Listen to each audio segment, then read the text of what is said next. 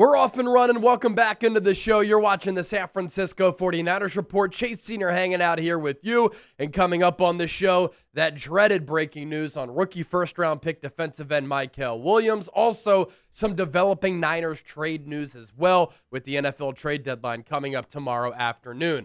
Let's begin here, though. I'm getting close to 179,000 subscribers. What else did you think I was talking about? Come on now. If you want elite Niners coverage coming your way every single day, year-round, don't forget to lock us in, hit that sub button. We are 40 subscribers away from reaching that milestone. Let's continue to grow the Niner empire here at Chat Sports. That breaking news for the Niners, it is official. It has been confirmed. What we talked about yesterday during the watch party, during our post-game show, Mykel Williams has a torn ACL, and he is officially out for the year. Late in the game, only a couple minutes left, he was trying to track down Jackson Dart, and the MetLife turf struck again. It got another victim. He tried to plant that right leg.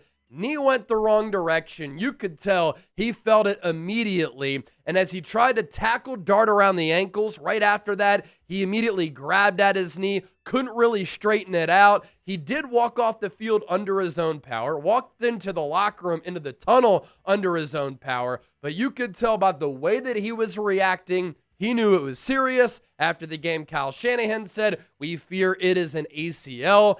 And when a coach says that after getting feedback from the medical staff, even though this Niners medical staff is under fire and in my bullseye, usually 95% of the time, it means that that ACL is torn. And the 49ers are going to miss Mykel Williams for a variety of reasons. A lot of people might say, he was the 11th overall pick. He didn't do anything this year. You're just box score hunting, and you're being a very casual football non-ball knower. Because Mykel Williams was a very impactful player for this Niners defense in year one. You think about what Trent Williams said after the game, that he's an important piece for what we want to do on defense. Losing him would suck, but it's next man up. And obviously it's next man up for San Francisco, but this is a shame because Mykel is only 21 years old. The meniscus is believed to be involved here, but really it's that ACL, 9 to 12 month recovery. He's raw as a pass rusher. He needs to define and refine his moves there and get better and develop. But now he's going to miss the entire offseason. He's not going to be on hand for OTAs, mandatory minicamp, training camp, preseason, probably will miss the start of the year. And so he's not really going to get an opportunity to develop as a pass rusher. He'll still continue to be that powerful guy, but for a guy who doesn't have a lot of burst and twitch, how does this injury affect him? That's a fair question to ask. Good edge in setting the run. He helped this Niners run defense go from one of the worst units in the National Football League to a top 10 unit this year, and he played a big role in that. I like the positional versatility that he possesses because he could play defensive end, he could play defensive tackle, he was able to push and collapse the pocket with his power and his length. He gave the Niners a very physical presence at that defensive end spot, and the Niners already thin at defensive end. These defensive ends are hurt. Nick Bosa out for the year. Mykel Williams out for the year. Yetur Gross-Matos, injured reserve, out at least the next 4 games. That's been his whole stint, him being injured. Bryce Huff, Kyle Shanahan did say today there's a chance that he could come back against the Rams. Jake Brendel has an opportunity to play against the Rams. Brandon Ayuk did not get his practice window open, so he'll continue to be out and off the team. But Bryce Huff, at least that's a good sign, is that he could play for San Francisco in this huge NFC West game here in Week 10 at Levi's Stadium. And going back to Mykel, this is a first-round pick who needs to develop, and now his development stunted. How do you develop as a player? You get more reps.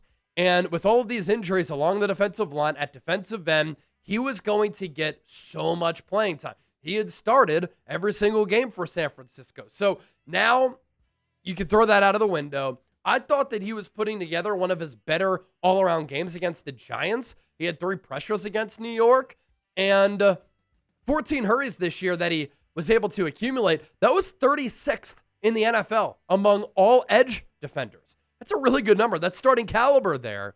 And he had 16 pressures. That ranked 55th. And this has been the story of the Niners season. This has been the story really of the Kyle Shanahan regime outside of 2023.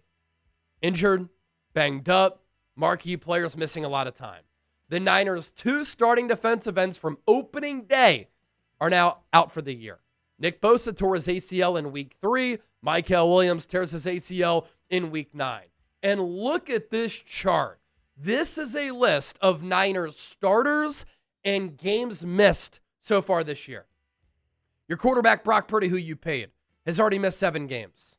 Could be more. Kyle Shanahan said yesterday the turf toe might not go away for the rest of the season. Tight end George Kittle missed 5 games. He went on IR. Ricky Pearsall could come back against the Rams. He's already missed 5 games. Joanne Jennings, he's missed 2. Ben Barch, he's missed 8. Jake Brendel, he's missed 2. Malik Mustafa missed the first 5 games of the year. Nick Bosa out for the season. Mykel Williams out for the season. Fred Warner out for the season. Brandon Ayuk, a starter for this team, still out. Who knows when he comes back? Brutal, brutal, brutal. And this is why I have tried to look at reasons and find reasons why San Francisco has had this historic injury rate, which is going on for nearly a decade at this point. Obviously, the first go-to is the strength and conditioning coach and the strength and conditioning staff. You look at the pre-practice routines, and you look at the Niners' stretching strategy and all of the things that they do there, recovery as well. But outside of that, is there something else going on with this football team? Anything is valid at this point as far as things to look into. Now, coming up next here on the show, we have developing trade buzz. The Niners making calls, according to a report, on 2 edge rushers. We'll get into that coming up just around the corner. But let's give a shout out to our sponsor. So pumped up to bring Omaha Steaks back as a sponsor here on the San Francisco 49ers Report. And outside of talking about the Niners on camera and in front of this microphone, I love working out and I love nutrition. I love eating.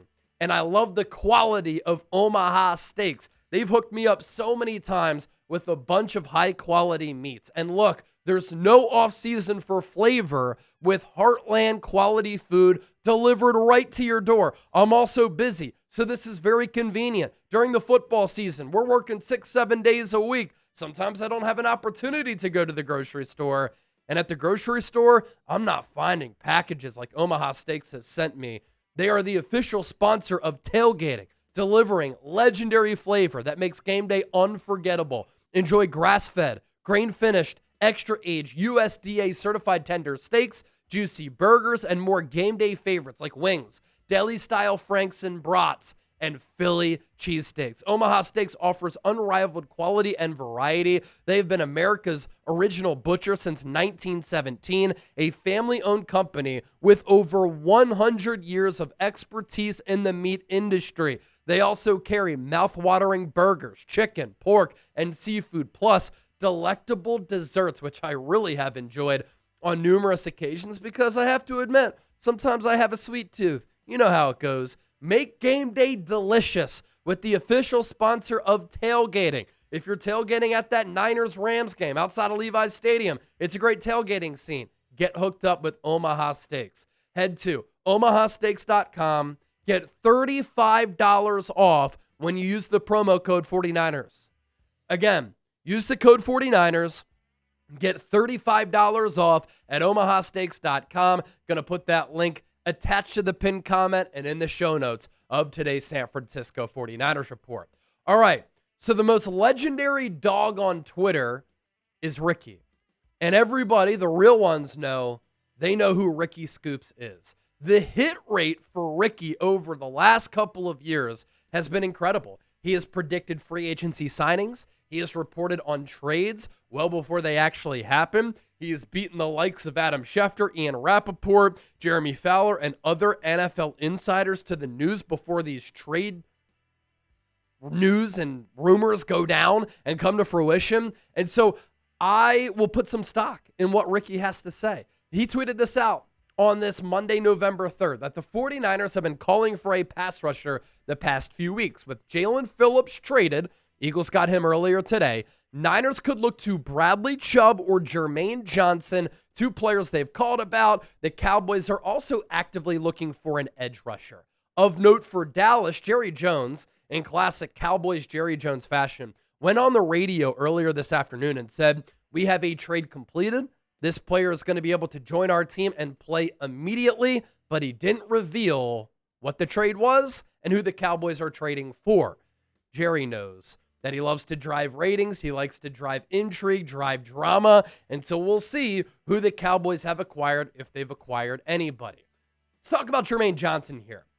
I would like for the 49ers to trade for Jermaine Johnson. Here's why I think this move would make sense. He played and thrived under Robert Saleh when Saleh was the Jets head coach. He's still only 26 years old. Kyle Shanahan and John Lynch have said, ideally, we would like to trade for a player who can be a part of our core for a little while. While Johnson is on the last year of his contract, he could be a building block and part of this Niners core moving forward for the foreseeable future. I really like the athlete at 6'5", 262 pounds. He can be a building block at that defensive end spot. He's good against the run. He can get after the quarterback with good bend for his size, good physicality. And I don't think that a trade for Jermaine Johnson would really break the bank. I think that you could get him for a 4th-round pick. And if you need to increase your offer, I'd be willing to move a 3rd-round pick for Jermaine Johnson. You are 6-3 right now. The NFC is wide open. The NFC West is there to be had. And you can make some noise in the dance as long as you get into the playoffs. You look at Johnson's career numbers so far this season. Drafted in the 1st round out of Florida State in 2022. He had 2.5 sacks under Saleh, 5 quarterback hits, 3 TFLs. Year 2 was when he had that breakout campaign. Him and Bryce Huff were fantastic, and that's another reason why you could bring him in. Jermaine Johnson and Bryce Huff have shown that they can be a dynamic duo together. Huff that year had 10 sacks. Jermaine Johnson in 2023 had 7.5, alongside 16 quarterback hits, 11 TFLs. That's the ability to play against the run. 7 pass breakups. He's an athletic freak who can bat passes down at the line of scrimmage. Unfortunately, last year, he tore his Achilles very early on in the season, so he only played 2 games, and that put a dent into his numbers. This year, he's played in 2 games, and I think he's starting to round into form at least a little bit. Has a sack, 2 quarterback hits, 1 TFL, 1 pass breakup. Obviously, anytime the Niners trade for a player, you worry about an injury history, but at this point, they're kind of desperate, and I'm willing to take a chance on a player like this who has proven he can play in this scheme, under this defensive play caller, and play very well. 14 pressures this season, 2 quarterback hits, a pass rush grade of 59.3. Outside of Bryce Huff, he's the best remaining option that the Niners would have on their roster if they were to trade for him. As for Bradley Chubb is a very accomplished player. What's of note here, he might be a little bit older, but at 29 years old, set to be 30 in June, he did sign a contract extension that was somewhat large recently, but there's no more guaranteed money left on that deal. 5th overall pick in the 2018 NFL Draft. He's been a high-level player throughout his career. Defensive Rookie of the Year voting. He finished 3rd back in 2018. He was a Pro Bowler in 2020, a Pro Bowler in 2022 as well. He had 12 sacks in year 1. Year 2 only played 4 games, had 1 sack. Came back to play 14 games, had 7.5 sacks. 2021 only played 7 games, 0 sacks. Comes back from that, and between Denver and Miami, he had 8 sacks. In 2023, he had 11. Then he tore his ACL in 2024. So there's a long history of injuries here. I will say this year for Bradley Chubb, I think he's played pretty well. He's looked pretty explosive. He's looked good. 4 sacks, 5 TFLs, and 7 quarterback hits. And I don't think that he would break the bank all that much either. And so my favorite edge rusher trade targets for San Francisco, Trey Hendrickson is the apple of my eye. According to reports, the Bengals want a 1st-round pick. That's a joke. I'm not giving up a 1st-rounder for Trey Hendrickson in early November. Kayvon Thibodeau is a younger player who I like. We talked about Jermaine Johnson, Bradley Chubb. If the Niners want to bring in a veteran who's familiar with the scheme, who had 6.5 sacks for the Niners a couple of years ago, who resurrected his career with Chris Kocurek as his defensive line coach, Arden Key for the Bad Titans could also be an option there as well. Don't forget to hit that subscribe button. Really appreciate all of you for hanging out here with me. when and if the Niners make a trade, because I think they do for a defensive end. You know we have you covered, so stay locked in.